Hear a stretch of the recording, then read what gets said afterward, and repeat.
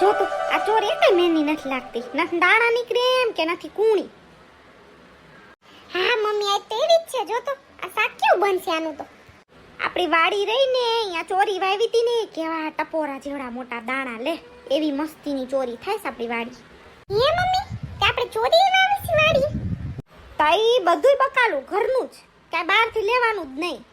વાડીએ બધું વાવી દેવાનું, ભીંડો, ચોરી, ગવાર, ટમેટા, મૂળા, ગાજર બધુંય.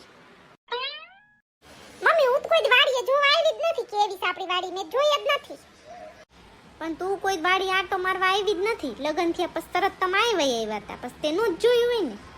હવે આ વખતે તું ગામડે આવી ને તને નીંદવા લઈ જાવીશ, કેવું નીંદવાનું હોય ને તને શીખવાડશે. મમ્મી પણ મેં કોઈ નીંદુય નથી, મેં જોઈ નથી વાડી કેવી હોય, હું કોઈ જ નથી ગઈ.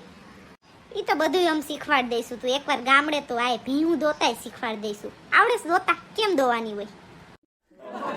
ના મમ્મી હો એવું બધું મને નથી આવડતું હો. મારી ગીતાને જ મેં બધુંય શીખવાડ્યું તું લે. એને ભેંસું દોતાય આવડે છે, વાડીએ બધું કામ કરતાય આવડે છે, બધુંય નીંદતાય આવડે, પાતાય આવડે, ભણેલી તોય બધું આવડે. મારે એવું બધું શીખીને ક્યાં જાઉં કે મારે વાડીનું કામ કરવાનું નહોતું કે મને બધું એવું આવડે? મારે કાંઈ શીખવાની જરૂર નથી. સારું કહેવાય ગીતાબેનને એવું બધું આવડે છે. મારે ક્યાંય પછી શીખવાની જરૂર નથી પડી. અમારે ત્યાં કોઈને ભેંસુય નથી ને અમારે વાડીએ નથી, પછી એવું મને ન આવડે ને. હા નહીં, તમારે તે કઈ વીઘા વાડી નથી ત્યાં તા બાપુને ને. એક વાત પૂછું જીનકી બહુ તને, મારે કેદુનું પૂછું તું, મેં કીધું પૂછું કે ન પૂછું? એ પૂછી લે મમ્મી, એમાં શું થઈ ગયું? પૂછો ને, શું પૂછવું? તમારા લગ્નને કેટલા વરા થઈ ગયા? 1.5 વરા તો થઈ ન ગયું? હા મમ્મી 1.5 વર્ષ તો થઈ ગયું અમારા લગ્નને. તો હવે તમારે કઈ આગળ વિચાર નથી? ઓલું શું કહેવાય તમારી ભાષામાં? અત્યારે રોયાનું યાદે નહીં આવે, શબ્દ એવો છે રોયાનો. બોલો ઇંગ્લિશ. હા જો ફેમિલી પ્લાનિંગ તમારે નથી કંઈક કરવાનું એવું? હવે તો કરાય જ ને, હવે 1.5 વરા તો થઈ ગયું લગ્નને. ના મમ્મી હજી તો 1.5 જ વર્ષ થયું છે લગ્નના. હજી અત્યારથી શું છે, હજી તમે લાઈફને એન્જોય નથી કરી સરખી રીતે. હજી તો એવું કાંઈ વિચાર્યું નથી હો અમે. આ તો હું એમને પૂછતી હતી ખાલી, મારી સલાહ છે તમને. વહેલા જેમ કરી લ્યો ને એમ સારું, ફાયદામાં. જો છોકરાએ મોટા થઈ જાય જલ્દી જલ્દી, પછી તમારે શાંતિ રહે નિરાત્રી. અત્યારે જો કેટલી બધી બીમારીઓ આવી છે નહીં, કેટલાય ને એવી વાતો સાંભળી કે છોકરા નથી થતા, એટલે મને થોડી ચિંતા થાય ને એટલે પૂછ્યું. હા મમ્મી તો કાંઈ વાંધો નહીં, ભલે તમે કીધું હારા હાતું કીધું તમે તો. હાલો મમ્મી હું શાક વઘાર નાખું, હવે જો ફોલાઈ ગયા હવે એટલી રહેવા દો, આટલાનું તો બસ થઈ જશે શાક. હારું તો જો બેઠા બેઠા આકડાઈ ગયે, હું થોડીક વાર આરામ કરી લઉં હો. મૂકે કેવા દાંત આવે છે મને. મમ્મી અત્યારે મને શું સલાહ આપતા કહું તમને? શું કહેતા મમ્મી? કહું તો ખરા પણ મને શરમ આવે છે તમારા હામે મને કહેવાનું. મમ્મી એવું મને કીધું ને, મને એવી શરમ લાગી ને, મને એવા દાંત આવતા હતા. શું કીધું પણ કેતો ખરા, પછી દાંત કાઢજીએ.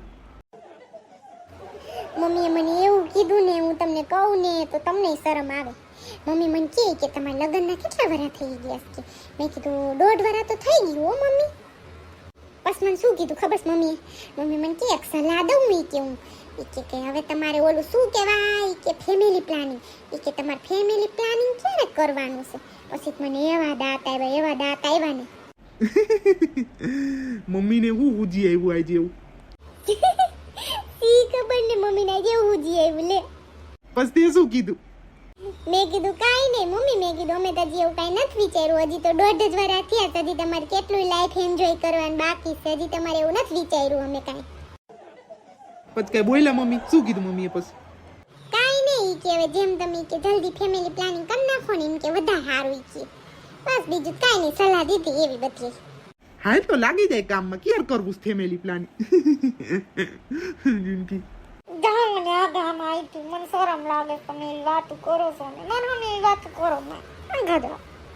આ હાથ ભાંગી ગયો રોયાનો, નકર તો કરી નાખે તો જિંદગી ફેમિલી પ્લાનિંગ. તમારે આવી જ વાતો હોય મસ્તી વાળી, આ ગધા મને હરકી વાતો કરો, આવી વાતો કરો મને શરમ આવે. પણ જો લે એમાં શું શરમ? એમાં કાંઈ શરમ ન હોય. હાલે મારી બાજુમાં બે ઘડી બે તો ખરા ક્યારે આવતી જ નથી રૂમમાં. મમ્મી પાસે રેસ, મારી પાસે ક્યારેય નથી આવતી. બે અહીંયા હાલ મારી બાજુમાં વાતું કરીએ આપણે.